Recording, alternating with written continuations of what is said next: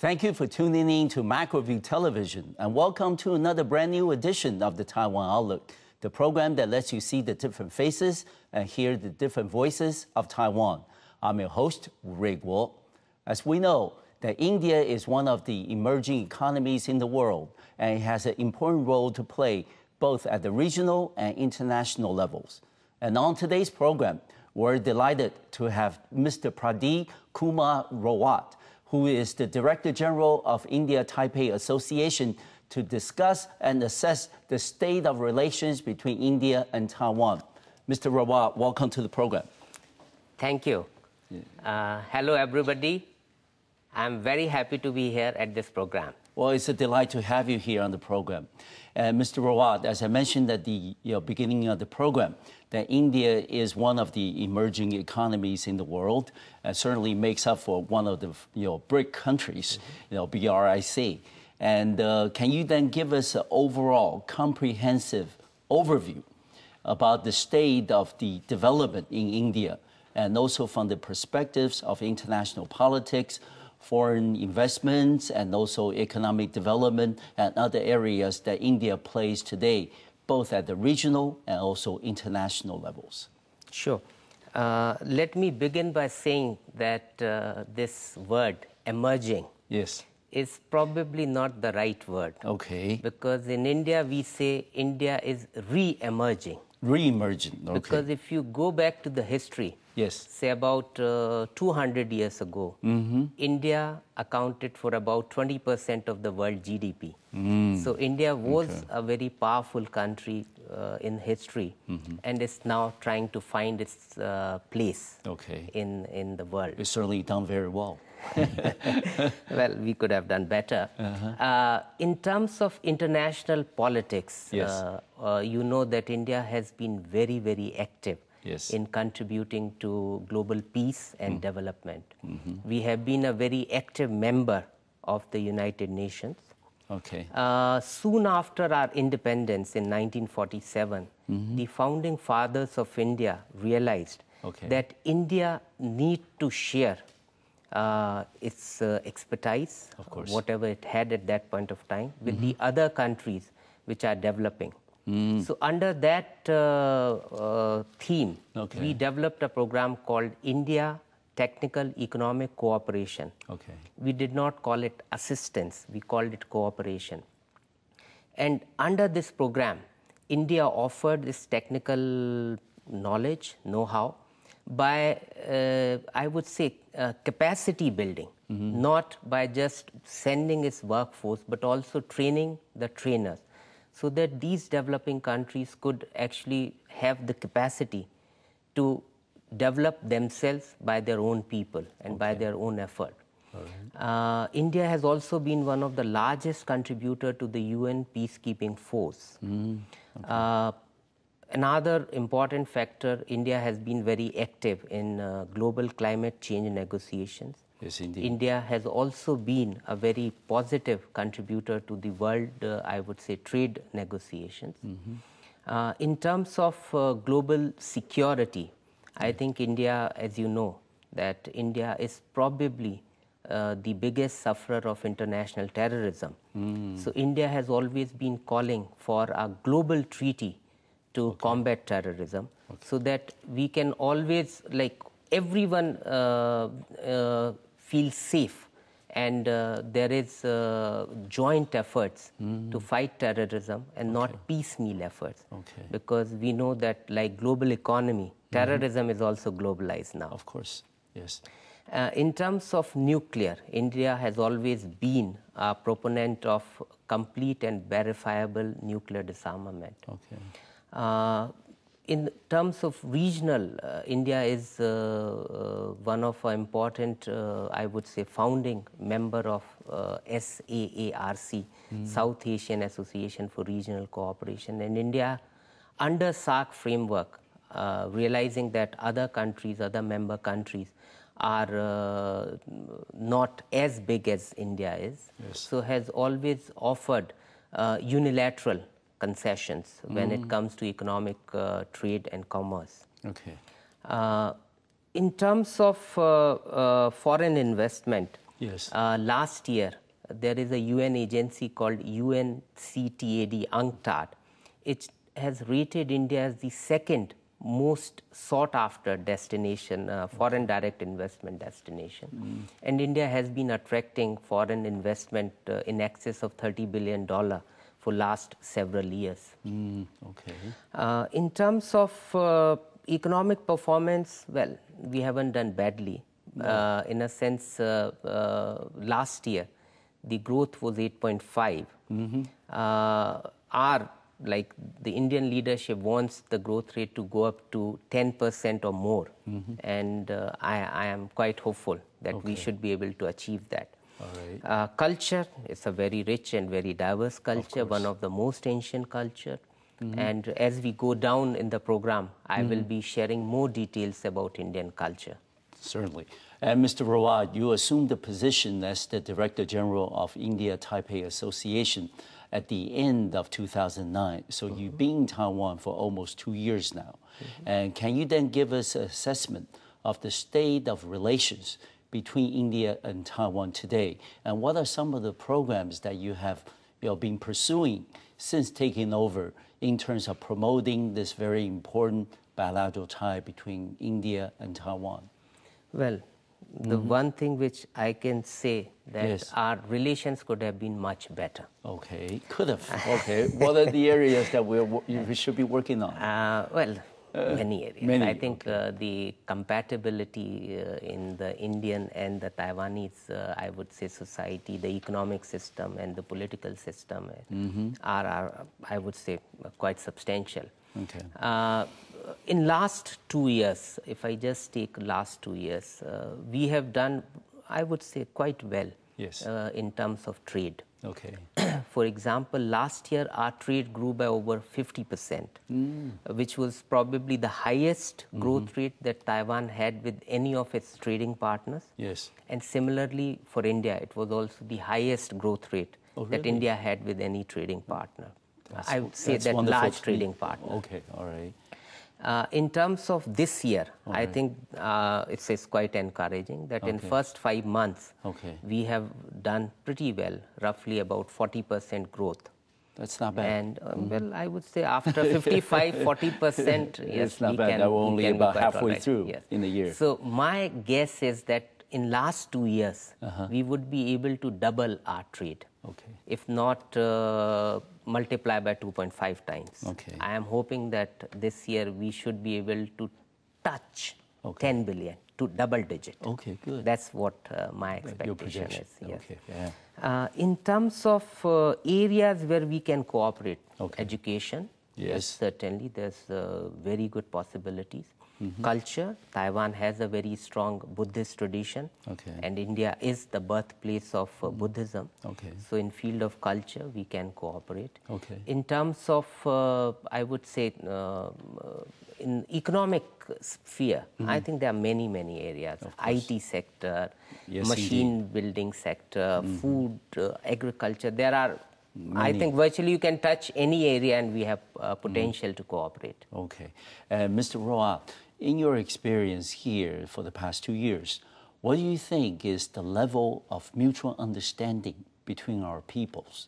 You know, I mean, to be honest, you know, growing up in Taiwan, we have very little exposure, or not much, to information on India. So we know India is a very big, very important country, but we have very a few people in Taiwan that really pursue the relationship between the two sides. Maybe because a number of different factors, and the lack of mutual understanding could be one of them. Do you think that is a reason that is sort of hampering the development of the bilateral relations, that we could have, like you said, done a lot better? Maybe we can improve the mutual understanding? Certainly. I think lack of information about each other is certainly a major factor. Yes. While many people know about ancient India, because many people have read Shiochi, of course, Journey to the West, so they know about India. But they know about India West. But India from Taiwan is not West. No. It's so east. I think that is it's further south. I yes. understand. So people probably need to, I think, connect the ancient realities with the current realities. Second, I would say that India-Taiwan, our engagement started a little bit late. Yes. I think started only in 95. And in last 15 years, I would say we have made tremendous progress. Yes. So I won't complain too much. No, but there's certainly a lot of room for improvement. A lot of room for improvement, yeah. Yes, certainly. Also, we have about 2 minutes left in this segment. And Mr. Rawat, you mentioned a very important concept in your earlier remarks, is that we have a lot of compatibility in terms of our economy, society, and the political system. And how can we build, further, to strengthen the relationship based on this compatibility and complement each other? I would say that we need to take this understanding of compatibility deeper into our two societies. Good. For example, if you talk to people in India, they know very little about Taiwan. Yes. I think the same situation is in Taiwan, because many people feel that India is some far away place. And I tell them that India is actually a neighbor, because many people in Taiwan know Indonesia. Yes. And India and Indonesia, if you look geographical distance, is probably few hundred kilometers. Yes. About a 1 hour flight. Yeah. So that way you can fly to India in 5.5 hours to 6 hours. And when I tell this to many people in Taiwan, they are actually surprised. Surprised by it. Yes. So I think if we are able to deepen the understanding that we are close to each other, and also the areas of potential for cooperation, I think we will do quite well. We're certainly looking forward to a lot more bigger things under your leadership. Yes. With cooperation. We're going to take a first break on our program today, and when we come back, we will continue this conversation with Mr. Rawat, who is the Director General of the India-Taipei Association. I'll see you in just a few minutes.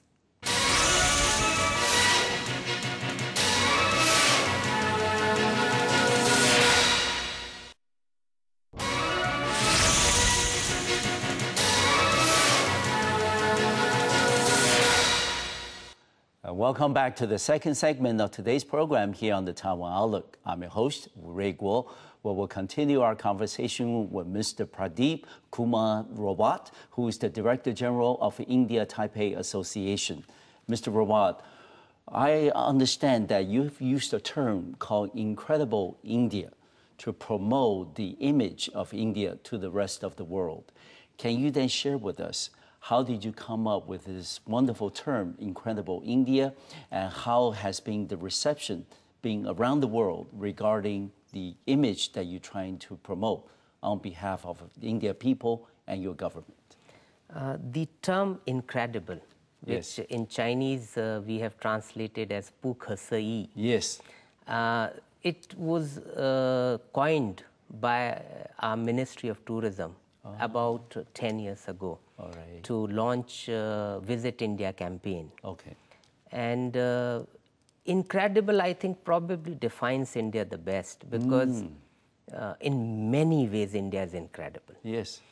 We say that when you travel to India, you undergo a time journey, like a Star Wars, that within few hundred kilometers, you can actually travel from a setting of, say, 14th century to 21st century. I don't think any other country can offer you that kind of experience. No. That's why it's incredible. And we understand this is a concept that's, you promote it around the world, your government, and certainly it's being very receptive. The reaction has been largely positive. Is that something that pretty much that you expected before the campaign was launched back in 1991? I would say so, because the understanding of India in many parts of the world was very stereotyped. Okay. People felt that India is snake charmers. Okay. But India was much more than that. Of course. It's not that snake charmers are not there in India, but India is much more than that. Of course. For example, when we talk about incredible, if you look in terms of Indian economy, it's a developing country's economy, but with a developed country's characteristics. For example, the services sector in India accounts for 60%. It's incredible. Similarly, you look in terms of the cultural diversity or the linguistic diversity. It's incredible. No other country actually has that kind of diversity. So by highlighting certain aspects of India, I think this campaign has been able to break certain stereotypes about India. Yes, and given the fact that this campaign has been very successful and the world has been very receptive to this idea of incredible India, and now people are paying attention to India also because of the comprehensive rise of your national stature. Both in terms of what we discussed, international politics, in terms of foreign investment, in terms of technical development and other things. But when we compare with other countries, Taiwan seems to be a little behind in terms of engagement with India. Then we talked earlier about the lack of possibly mutual understanding. Maybe we can do better in terms of education exchange, cultural exchange, and other things. What are your personal observations besides the factors that we have identified that between India and Taiwan that we can do more for us in Taiwan to understand India better and vice versa for the people in India to understand Taiwan better? As I mentioned that we started our engagement very late. I think in terms of major countries, India is probably among the last to start its engagement with Taiwan. And that explains why there is a gap in understanding. The only way, as I see it, I think we need to enhance our exchanges. More people need to visit each other. They can be from various sectors, various circles, like business circles, cultural circles, political circles, NGOs, religious circles, and SNT circles. So we need to have more and more people visit each other. And secondly, I think we need to work out more intensive information dissemination. That means more information about India through direct sources should come into Taiwan, and similarly Taiwanese information into India. I think that's the only way. I think we can make, I would say, much faster progress. And Mr. Rawat, if I may ask you, what is the roughly the population of from India in Taiwan that's either living and working here or going to school, getting a language training or other specialty training? What's the rough number of Indians in Taiwan? I am told that about 950 or so Indian households. Households. That means Taiwan. the total number of Indians would be roughly about 2,000 to 2,500. So that in terms of sheer size, that's not very big. But most of these people from India living in Taiwan, what do? Are they engaged in business, or are they going to school, or are they doing other things? Very diversified. I would say the largest chunk is Indian students. Roughly about 600 Indian students in master's, doctorate and postdoc schemes are in Taiwan. Then there is a sizable community which is engaged in trading. There are many Indians who are working in Taiwanese and other foreign companies in Taiwan. And some people are in restaurant business, some are working as cooks and in other services. And given the fact that we understand your office has the responsibility of promoting exchanges between India and Taiwan, for example, in tourism, in cultural, education, business, and a lot of many different areas. What are some of the programs, if you're willing to share with us, that you have planned for the remainder of the year in terms of promoting exchanges between India and Taiwan in those areas? This year, I would say there will be 2 or 3 very important events. One would be, we will be participating in the Taipei International Trade Fair, which will happen in November. Okay. We are also working on organizing an international Buddhist conference in Taiwan. Good. The details will come out very soon, because we are still working with our local partner. So these will be some of the important events that we will be organizing this year. Yes, and you also mentioned that there may be need for the exchanges, between our government, our officials. We also understand that just a few months ago, that the chairwoman of our Council for Economic Planning and Development led the delegation and visited India regarding investment opportunities in Taiwan. Do you foresee something like this happening more and more? Maybe we have more Indian officials coming to Taiwan in the future and tell us, maybe hold a forum or kind of trade fair or technology fair, and tell us, what are the opportunities available in India. Maybe we can attract some of the Taiwanese talent and also capital into India.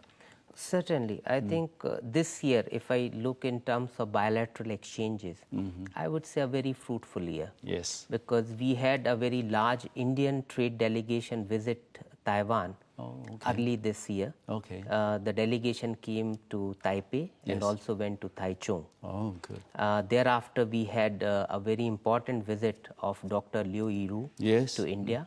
And it was, I would say, a milestone. Yes. Because it was I'm told, the largest ever Taiwanese business delegation to visit India. I believe it was. And I understand the visit was a roaring success. Everyone was very happy. Yes. And it also helped so many people to appreciate the potential for a bilateral engagement.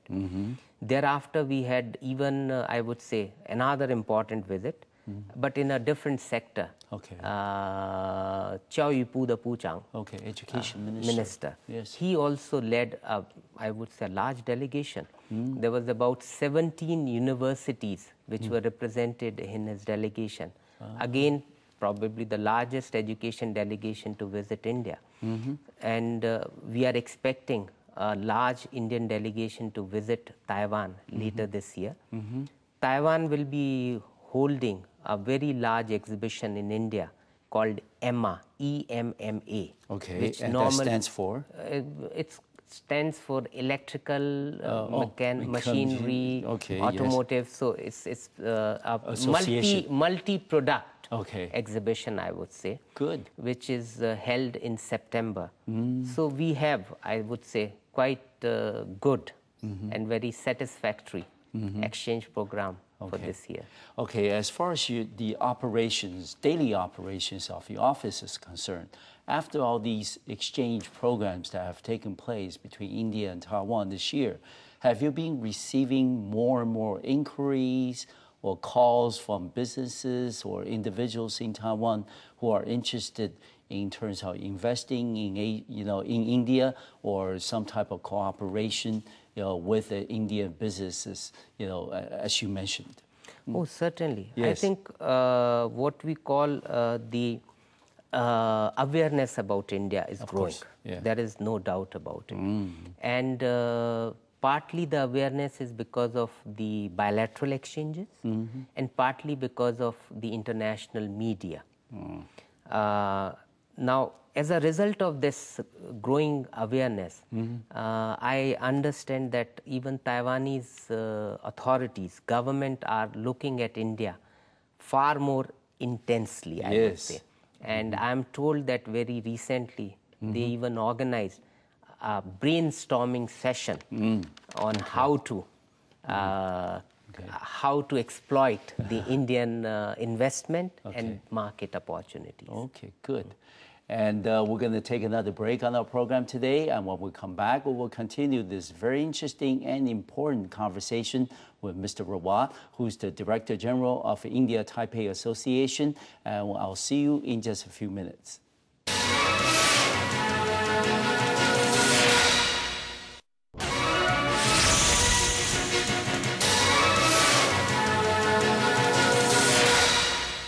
Welcome back to today's program here on the Taiwan Outlook. I'm your host, Wu Ruiguo, where we'll continue our conversation with Mr. Rawat, who's the Director General of the India-Taipei Association.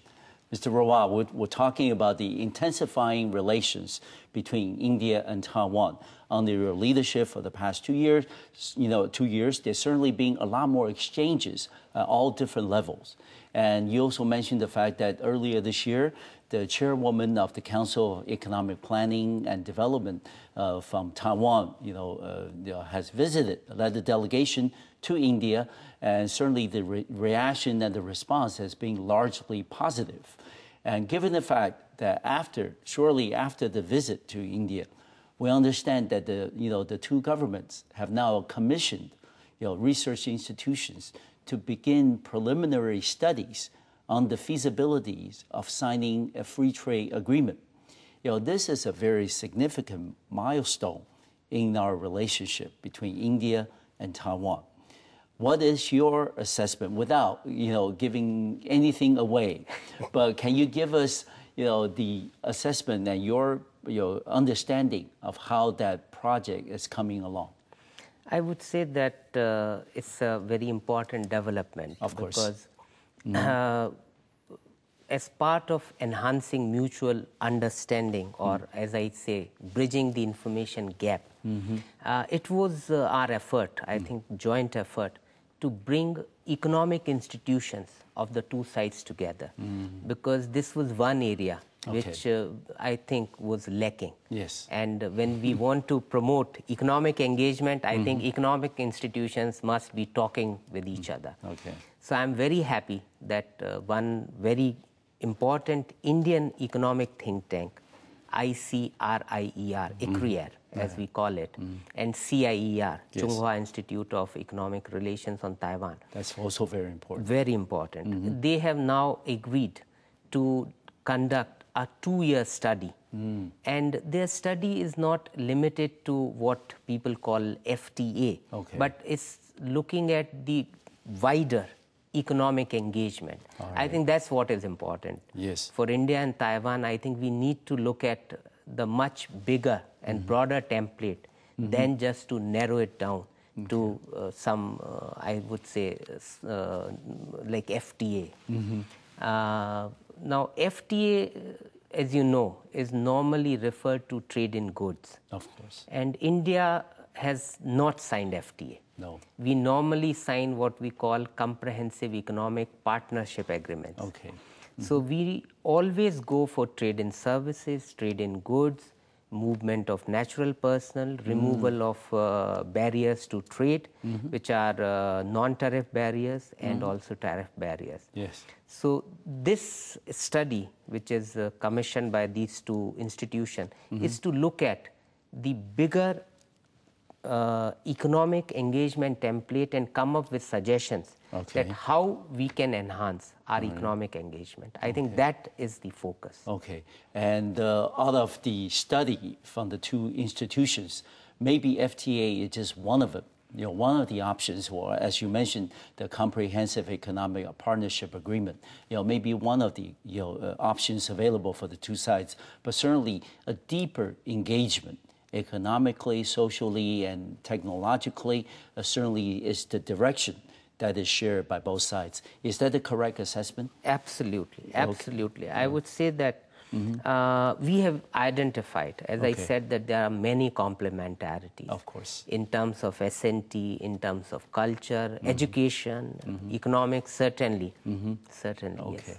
And let's switch focus a little bit from the FTA or potential of FTA onto something that a lot of people, including myself, very enjoyed over the years is movies.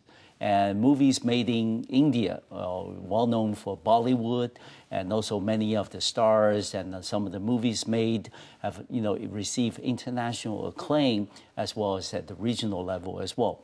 And as you know, as one of the 6 emerging industries in Taiwan that's being identified by President Ma Ying-jeou and our government is the cultural creativity industry. That movie entertainment is part of that. So do you think, given the fact that Bollywood has already built a worldwide basis for movie made in India, for products and distribution and marketing of the cultural creativity products. Do you think there is that basis for the two sides to work in terms of the movie and entertainment areas? Certainly. I think, as I say, the cultural area of cooperation, it also includes the movie industry. Now, as you know, that Indian movie industry is probably the biggest, the largest movie industry in the world. I think we produce something close to 1,000 movies a year. Yes. And some of these are very good. Yes. And for example, recently one Indian movie which has received very, very good acclaim in Taiwan is in English it's called Three Idiots. Okay. And in Chinese it's called Sanga Shakwa. And why it has been very successful? Because the theme of the movie touches Taiwanese people's heart.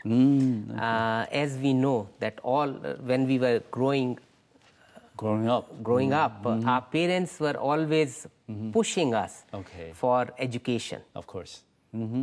It's the same situation in India. Back in India. Same as in Taiwan. And this movie actually has touched on that theme.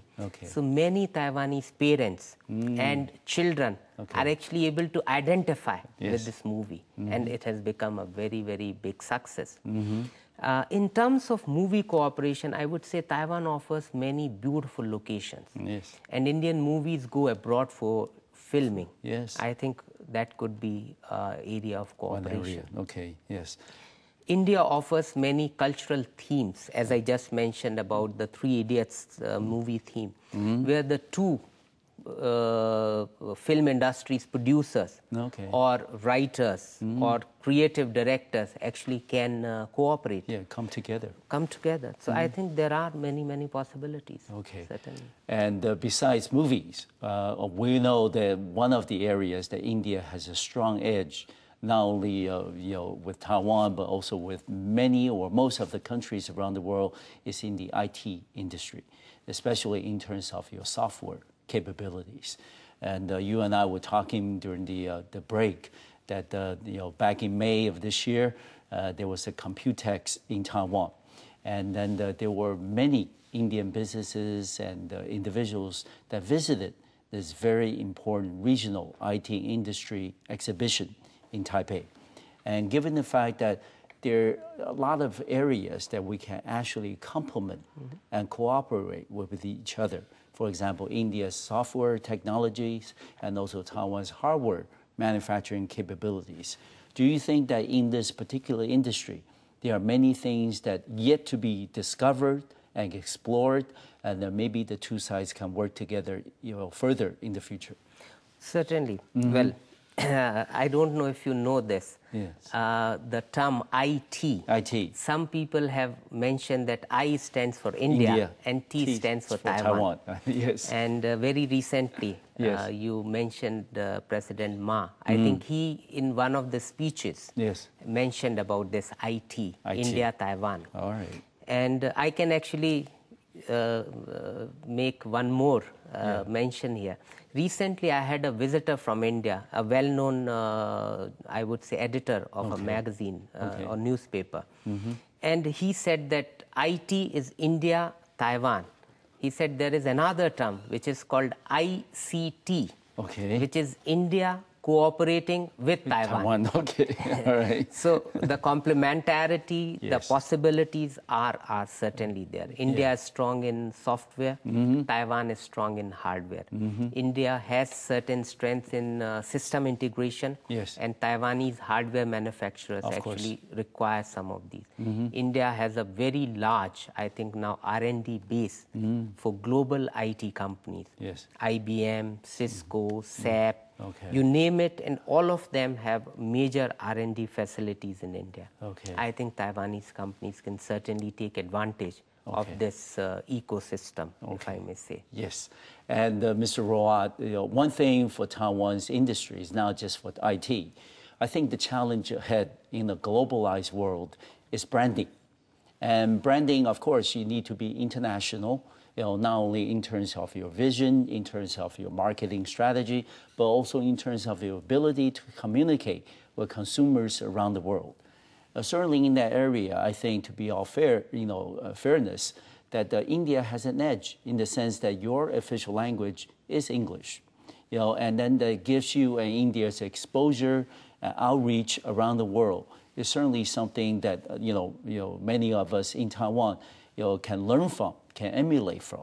So do you think that in terms of for Taiwan becoming more of a global brand or standard setter, that India can really play a role in terms of worldwide marketing, in terms of promotion of products that are made or combined made in India and Taiwan? Certainly. If you look in terms of Indian domestic market, yes, it's a large market, yes, and it's also big. Growing very, very rapidly, because Indian middle, what we call it, the middle class, yes, is growing at a very rapid pace and is likely to be over 300 million strong. Okay. And this is the consuming class. All so right. it offers many, I would say, opportunities for old brands, existing brands, yes, or the new brands. All right. And these brands actually can try out in India. Oh, yes. And if they are successful in India, then they can be successful in many areas elsewhere. Around India, Africa, Middle East, and other parts of the world. Good. Certainly. Okay. We're going to take the final break on our program today, and when we come back, we'll continue this conversation with Mr. Rawat, who's the Director General of the India-Taipei Association. I'll see you in just a few minutes.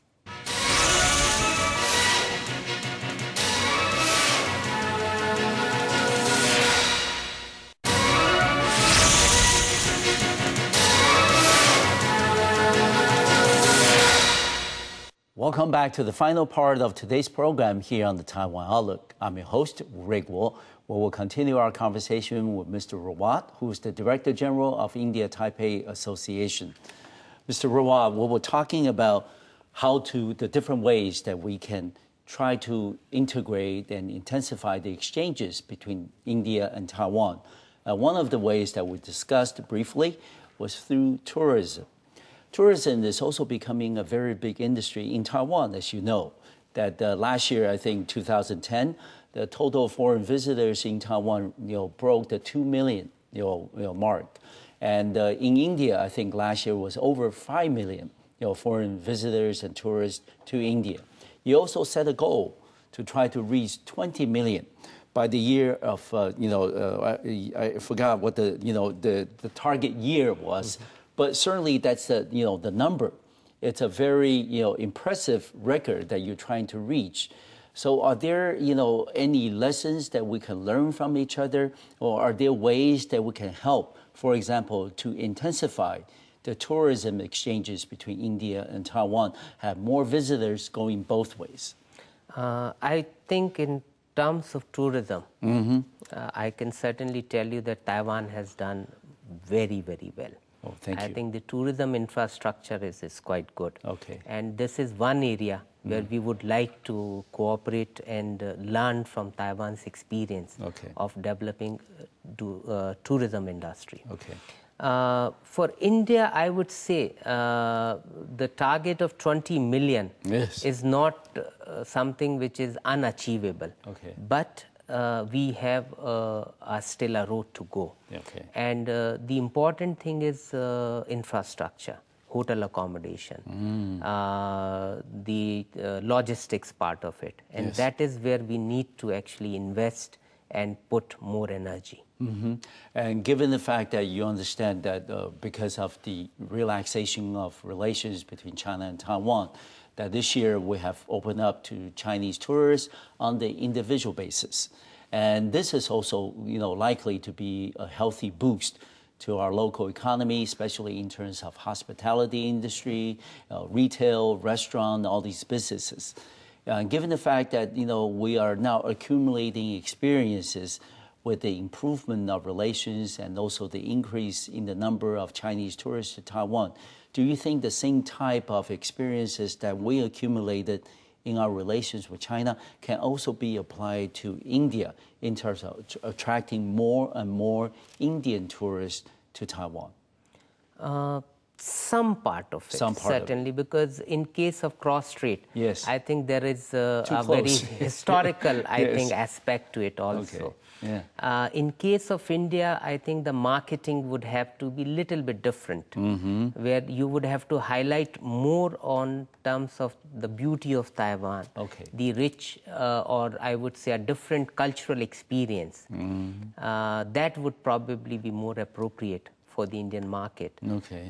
Secondly, I think another aspect would be to combine Taiwan with some other country, so that it becomes the value. I think the value travelers. Indian tourists are value travelers. Yes. They normally combine more than one country in one visit. So that could be another way. Yes. Okay. And we understand that one of the things that our government has been pushing is for ROC, the Republic of China passport holders, to be granted visa-free or visa waiver program status. We have now over 100 countries around the world, Israel being the latest, that's given Taiwan ROC passport holders the visa waiver program. And however, India is not one of them yet. And what is your personal capacity? What is your personal view on the likelihood that maybe in the foreseeable future that we can also see the same kind of status being granted to ROC passport holders that are thinking of traveling to India for business or for pleasure without a visa? Well, first of all, I must congratulate you that your visa waiver program is so successful. I think now Taiwan is probably among the few, I think, the passport holders who can get access visa-free to so many destinations. In terms of India, as far as my information goes, we have not given visa-free to any country or to any passport holders. So that is where our difficulty lies. But to compensate for that, my office offers very, very quick visa service. For example, people can come and take visa within few hours. Oh, yes, certainly.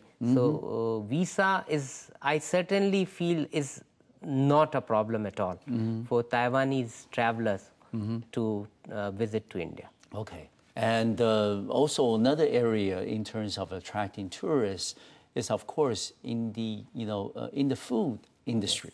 We understand that India also very rich in terms of the different kinds of foods that you offer, and Taiwan is the same. And Mr. Rawat, as a diplomat, has been in Taiwan for almost 2 years. What was your first impression about the food choices that Taiwan has to offer when you first arrived back in 2009? Well, when I first came, I came with a lot of apprehension. Yes, I would imagine so, because I'm a vegetarian. You're a vegetarian, and I was a little bit afraid that I may not get much food choices. And to my surprise, I must say that I found it completely different from my expectations. The vegetarian food in Taiwan is, I would say, it's quite comprehensive, if I may use that word. But it's very, very diverse, and I think it's plentiful. And the understanding of vegetarianism, what surprised me the most was the understanding of vegetarianism. For example, when I was in China, and I say that I am a vegetarian, sometimes people will ask me that do I eat fish, do I eat seafood? So that was the understanding or appreciation of vegetarianism. But in Taiwan, when I say I am a vegetarian, people will ask me, do you eat garlic? Do you eat onion? So that is the level of understanding of vegetarianism. It's very different. It's I think, completely unexpected, if I may say. And how about the other way around? If, for example, I'm an Indian visitor coming to Taiwan, whether for business or for pleasure, and what would you recommend if I'm looking for, some Indian food, in Taipei or parts of Taiwan that will remind me of, home cooking? what would be some of the places that we can find very authentic Indian food in Taiwan? There are several restaurants. I think, really? oh yes, in Taipei there are maybe over 10 or maybe 15 Indian restaurants. They're pretty authentic? Okay. Yes. Depending on your depending preference. upon, in a sense, because as I said, Indian food is very diversified. Of course. So something which is authentic to me may not be authentic to somebody who's coming from another part of India. Okay. There are restaurants in Hsinchu, in Taichung, even in Kaohsiung. Okay. There are even Indian chefs working in 5-star hotel as remote areas like Taroko Gorge. Yes. So, okay. So it's all you can spread find, out. you can certainly find Indian food in Taiwan. All right. Yes. And Mr. Rawat, you have been in Taiwan for almost 2 years, and you certainly family, everybody's here with you. And then what is your overall, general observations of Taiwan, and what are the, things that you plan to do for the remainder of your appointment here that you can share with people who are interested in further in the future doing business or coming to Taiwan for other purposes, that you can share with them before they come? In terms of living in Taiwan, I think it's a very hospitable place. Thank you. People are very friendly, and they go out of their way to make outsider comfortable. Okay. So I'm quite happy, and I'm quite enjoying my stay here. Okay. In terms of my future, as you have said, I've just done 2 years, and I may have about the same time left. I would be actually focusing on education. In a sense, right now we have 500 or 600 Indian students. I see no reason why our students' numbers cannot increase much more than this. Because Taiwan has many universities and we have many students. Okay, good. And we send many students abroad. All right. Taiwanese universities can also join with Indian universities to offer all kinds of courses. Okay. In terms of economic engagement, I think trade and investment, there are phenomenal opportunities. Okay. Tourism, well, we attract only 25,000 Taiwanese tourists and even 10,000 Indian tourists. Okay. While Indian tourists traveling abroad runs in tens of millions. So Taiwan can certainly attract much more than 10,000. Yes. And Taiwanese tourists traveling abroad are roughly about 8 million. That's right. We can certainly attract more than 25,000. That's right. So I think that is another area where I will be focusing. Okay. We're about 30 seconds left, Mr. Rawat. When you relax, I learned that you have a way of combining Indian philosophy along with it. Can you give us, what that way to relax is and share with us? Well, certainly when I was getting tense during some of your tough questions, I was doing my deep breathing. Okay. You just take deep breath. Deep breathing, leave it. I think it relaxes you like anything. Yes. So whenever you are under pressure, you practice this. I think it will help you. Yes. Certainly. Thank you very much, Rawat, for being a special guest on our program today. I certainly want to wish you and your family all the success in your private and professional endeavors in the future. Thank you, Raymond, and thank you for giving me this opportunity to talk to your viewers. Yeah, well, pleasure is ours. 谢谢. Yes, 谢谢. Thank you for watching our program today. I'll see you next time on Microview Television. Thank you.